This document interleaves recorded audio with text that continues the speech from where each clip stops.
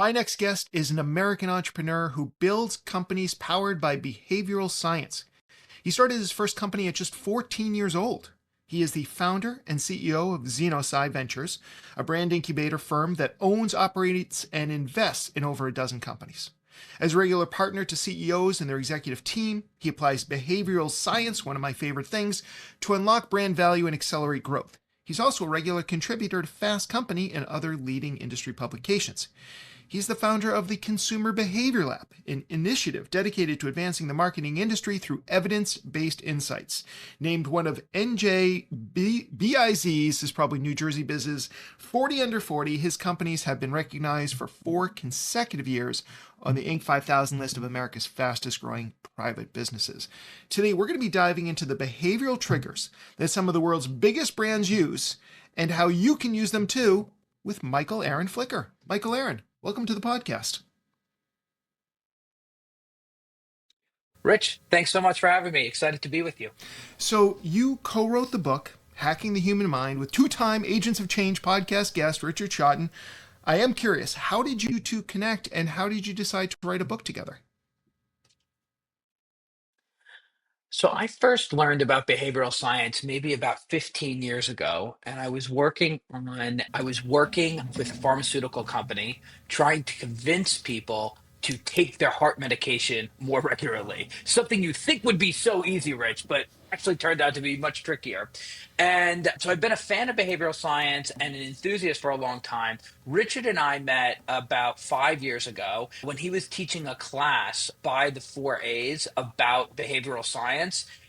Great marketing for the class, tons of excitement on my side to go to the class. And there was only like 5 people in the classroom. And so Richard and I struck up an amazing relationship. We decided to start a podcast together. And then we wrote the book. So we've had a really great relationship ever since we met, him as an instructor and me as an eager Excellent. student. Now, your work together and by yourself looks at how some of the world's biggest brands use behavioral science to influence decisions. What can the rest of us mere mortals, small and medium-sized business owners and marketers, learn from it? Well, two things occurred to Richard and I that made us want to approach studying behavioral science this way and teaching it this way. The first was there's so much great work in the world.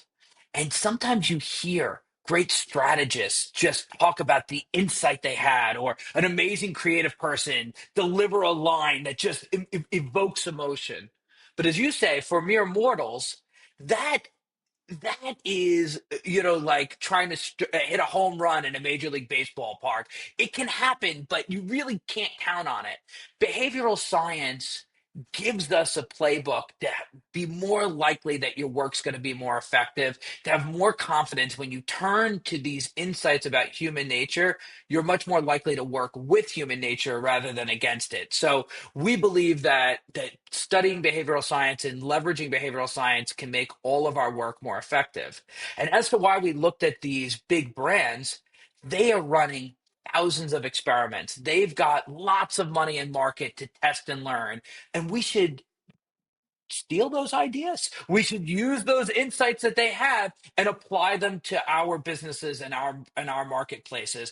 And I think that's really where a lot of the art comes in, the art and science of doing great marketing. You could see why it worked for one brand, but applying it correctly to your business and your marketing needs is really where I think a lot of us as marketing enthusiasts get activated, and where there's a lot of opportunity. So actually in the book, we end each chapter after we go through a brand and we understand what the academics are behind why it was effective. We end with, like, here are 3 things you can use in your business today to turn these lessons into action.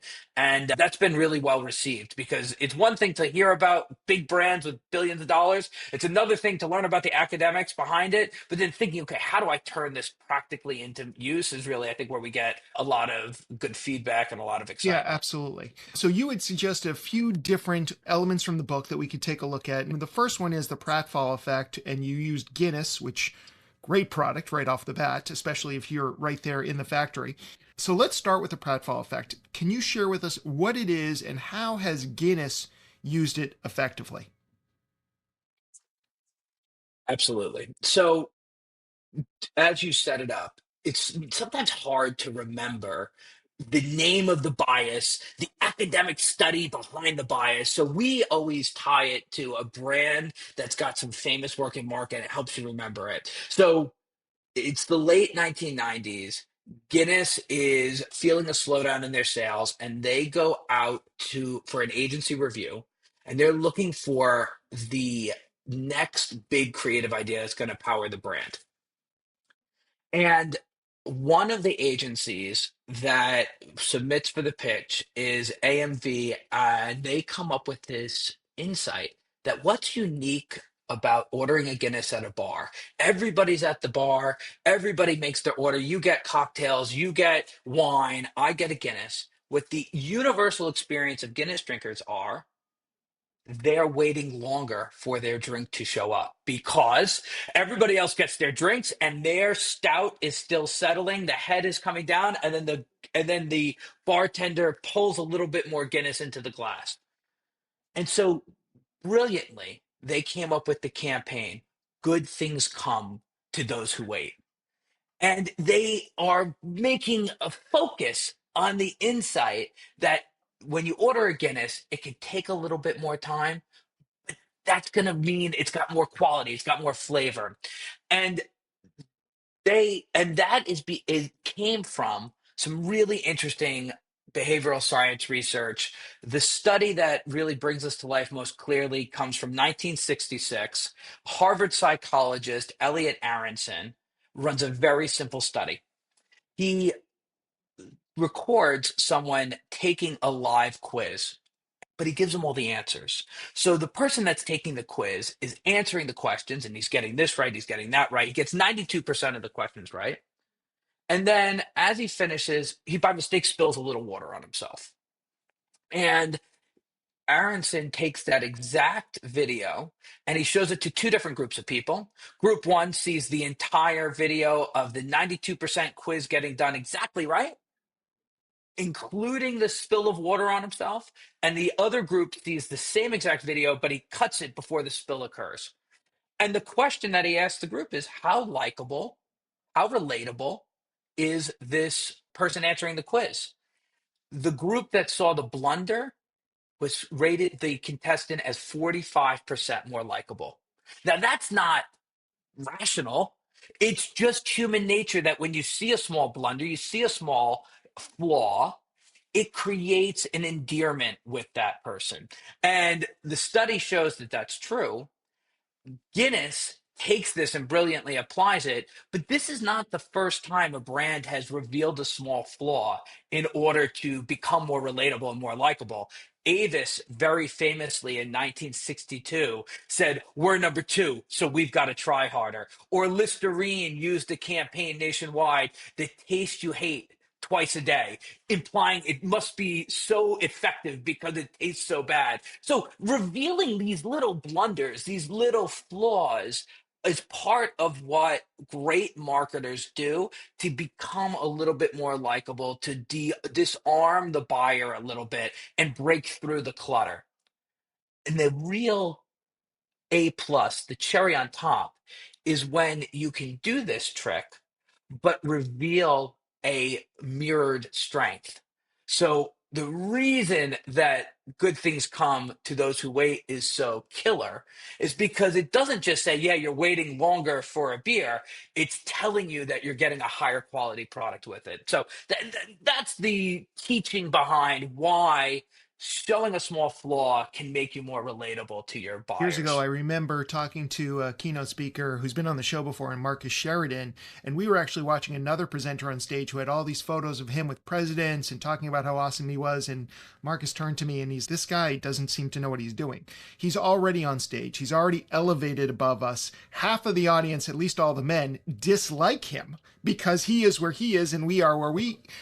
And when I saw Marcus speak, Marcus is very self-effacing, and he always makes self-effacing jokes, which, to your point, is basically is the pratfall effect right there. So, all right, so great examples. What are some of the ways you might recommend that a smaller brand, a smaller business, might take advantage of the pratfall? So you want to think about the customer's experience of your brand separate from your love of your business. So let's pretend like you have a small restaurant.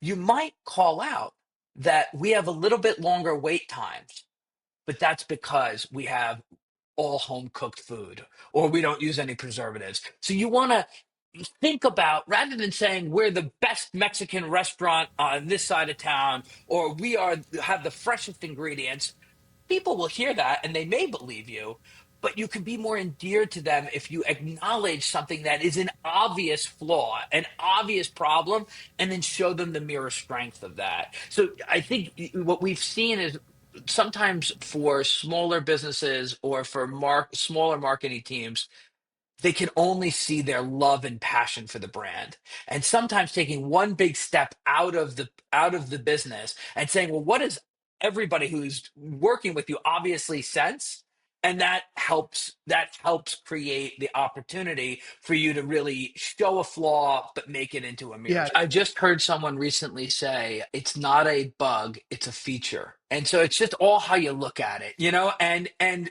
I think being honest about what the actual experience people have with your brand gives you the chance to turn that into the positive that it deserves to be seen as by the Absolutely. buyer. So another topic that you raised was the optimal newness and concreteness with Apple. You talk in the book about how to balance newness with familiarity and making ideas more concrete. I'm a little curious about what that means exactly and how has Apple capitalized on this? So let's start with the brand story because that's hopefully something all the listeners will remember. Then we'll take it to the science.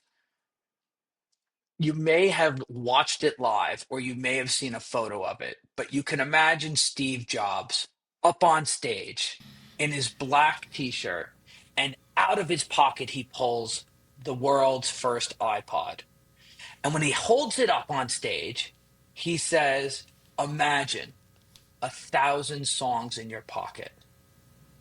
In that moment, he was not the first MP3 player. In fact, there was lots of other MP3 players that had lots of market success. 512,000 kilobytes, this type of dual stream audio, lots of tech specs. But what Jobs and the marketing team at Apple realized right away was there's something about being concrete about the value of what you're talking about that can beat out being abstract. So let me tell you the science behind this and then show how it worked at Apple. Ian Begg is a professor at the University of Western Ontario. It's 1972, and he recruits a group of students and he simply reads them a group of two-word phrases, 22-word phrases. Some of the phrases are impossible amount, rusty engine. Others are like white horse or subtle fault. So he has 20 of these phrases. He reads them all out. And the challenge at the end of the 22-word phrases is how many can you remember and write down? Go ahead. The finding was that the average study participants could recall 23% of the terms. Okay, about one in five. But what was striking was that just 9% of the terms that could be remembered were abstract phrases, things like impossible amount or subtle fault. But 36% were concrete phrases like white horse or rusty engine or square door. A fourfold increase in memory recall if you can picture it in your mind. So when we talk about concrete phrases versus abstract phrases, we're talking about, can you actually envision what we're talking about as a picture in your head? And this is being done beautifully by Steve Jobs and Apple when he says, imagine 1,000 songs in your pocket. But lots of brands do this. M&M says melts in your mouth, not in your hand. Skittles says taste the rainbow. Maxwell House, good to the last drop. Lots of brands make sure that you can envision what it is they're saying. But so many marketers miss on this. They say, imagine luxury. experience, freedom. These phrases don't actually mean anything to the person that's hearing them. And because they're abstract, because they're trying to evoke an emotion, they're very hard to hold on to. They're very hard to remember, and they're less effective That when is you use them. interesting. And it reminds me of the book Made to Stick, where they talked about different campaigns and why they work. And also, I think that's the reason why every fatty food is always compared to a Big Mac. This is like half as dangerous, three times as fatty, whatever it is, to a Big Mac. Let's say I'm sitting down to update some copy on my sales page or service page for my website. What are some of the things that I should keep in mind as I'm rewriting this page so that it will be more effective using this optimal newness and concreteness? So we want to teach folks that as they're trying to convey the benefits of their product, that they should be thinking about how they can get that to stick in the mind of the person that's reading it. And in to fourfold increase in effectiveness, fourfold increase in recall, if you can put it in terms that they can picture. So we want to come up with copy, we want to come up with taglines that people can draw in their minds. And when we do that, it'll be more memorable. So when you're writing copy, rather than reverting to list of industry speak, of things that you think only qualified buyers will understand, think about what the most concrete way to describe the benefit is. And even with all of the technical benefits or anything else you could say, more likely than not, that one concrete example you give people is the thing they're going to return back to and remember Makes sense. most. Now, you talk in the book about language framing, and I'm not sure what the corporation is that you had in mind there, but there is some research about how small changes in wording can completely shift the perception. So, can you give us an example of how that might work? So this is probably one of my favorite and in some ways funniest examples from all the work in writing the book. It starts with the fish industry, and then I'll tell you a little bit about the study behind it. But it's the 1970s, and there's a fish importer who's found this amazing new fish he wants to bring to the American market. And Lee Lance starts taking this fish and bringing it to American restaurants. And he's like, it's got the perfect amount of firmness but flakiness. It's sweet but not too sweet. He knows it's perfect for the American palate. But restaurant after restaurant he goes to, and nobody will take it in. And then he says to himself, you know what? Maybe the problem is not the product, it's not the fish itself. Maybe the problem's the name of the fish. Patagonian toothfish does not sound like a very appetizing name to put on menus. So he comes up with a new name. He rebrands it Chilean sea bass. And in the 1990s alone, he has a 30-fold increase in consumption in America of Chilean sea bass, the same fish he was trying in the 70s and 80s to push. And this rebranding, this one word that makes a difference, has a shocking number of examples in the fish space. Dolphin fish conjures up for American listeners everybody's favorite dolphin flipper, rebrand it mahi mahi, and it sounds great in tacos. Mudbug linguine sounds pretty terrible to eat. Rename it crawfish linguine, and all of a sudden everybody's open to it. So, as marketers, we often take so much time and energy crafting, the perfect words and exactly what we want to say. But we miss sometimes that even one word can have a huge impact. And the study behind this comes from a psychologist, Elizabeth Loftus, and the study is really super interesting. It's 1974, and she shows a group of participants a video of a car crash. And it's that classic video where you see two cars hurtling, hurtling, hurtling, and then it connects with another car, and you hear the crash. And so she asks a very simple question: how fast do you think the car was going? But here's the twist in the experiment. Sometimes she says, how fast do you think the car was going when it contacted the other car, when it hit, when it bumped, when it smashed the other car? And just changing that one word can change people's guess of how fast it was going by up to 27%. When you say how fast was it going when it contacted the car, people guess 31.8 miles per hour. When you say how fast was the car going when it smashed into the other car, people guess 40.5 miles per hour. 27% difference just by the way you lead the question. And so it gives us a lot to really think about as marketers. If we put ourselves in the shoes of our buyer, what is the word they're going to hang on that gives them that indication of what we're really saying?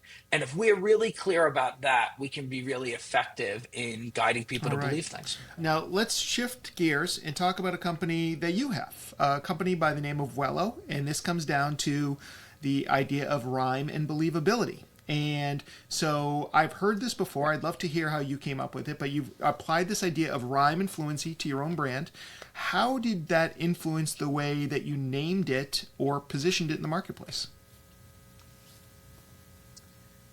Absolutely. So Wello is my first move as an entrepreneur from making professional services companies. We own an ad agency, a marketing company, a political consulting company. And it was the first time I created my own brand, a apparel brand in the world. And Wello is a line of premium bamboo compression socks. And we designed the name itself based on learnings from behavioral science. So the name itself is meant to sound soft and inviting, and the data that it comes from is a study, lots of studies around this idea of bulba and kiki. And the original studies come from 1929, where a psychologist gave two different words. In that case, it was takiti and malumba. And regardless of the culture he said those words to, regardless of the language they spoke, everybody had a near universal tendency to think that Bulba, or in that first one, Malumba, was round and welcoming and inviting, and Kiki was spiky and a little bit standoffish. Researchers speculated back then that the way that your tongue moves and the way that your lips move actually infers something in your brain about what the product's going to be. And so we designed Wello to use soft consonants and long vowels to evoke roundness and comfort of our premium soft bamboo compression socks. Then we coupled it with yellow color palette to have this warm gentleness be the brand's launch identity. You see this used all over the place. Zip car, that zip suggests the speed and efficiency you're going to get with that. Names like Google or Oreo use round sounds to make them feel more approachable. So this idea that you can construct brand names, you can construct words that give people an emotional reaction before they recognize it is well founded in science. And we used it in Wello to great success, where we are now one of America's largest premium compression sock companies. And and a lot of it started with, can we convince people that these are going to be more comfortable and softer before they ever even touch a pair, because we sell only on D2C e-commerce and on Amazon. So how can we get them to believe that before they even get a pair in their hands? And the name had a lot to do with it. So, if we're sitting down to name a product, a service, or even a headline, what should we be thinking about when it comes to memorability and trust? So when it comes to memorability, or and the emotion that your name can evoke, there's good science and good backing to think about how long your name should be. We generally recommend brand names of two syllables, no more, or how much of a mix of vowels and consonants based on the type of brand that you want to be in the mind of the buyer. Now, rhyming is a near cousin, but it's a little bit of a different idea that we really went deep on in the book. And it's called the Keats heuristic. And it's fascinating because the Keats heuristic reveals something about humans that's not so rational. So here's two different lines. Woes unite foes versus its non-rhyming counterpart, woes unite enemies. Or what sobriety conceals, alcohol reveals. versus what sobriety conceals, alcohol unmasks. The simple fact that it's rhyming increases believability by 17%.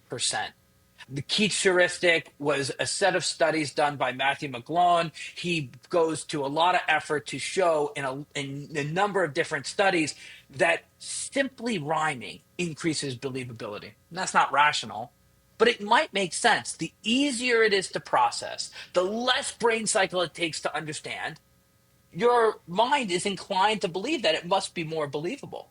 But that is more emotionally based. That's less rational than it should be. So if you want something to be more believable, you might want to consider finding a way to make it rhyme, and it has a much greater likelihood of being Probably a reason believed. not to name my company Orange. That's my big takeaway here. Can't rhyme anything with This has it. been great. The conversation's been exciting. A lot of great stuff in the book as well. If people want to learn more about you, MichaelAaron, your companies, or the book, where can we send them online?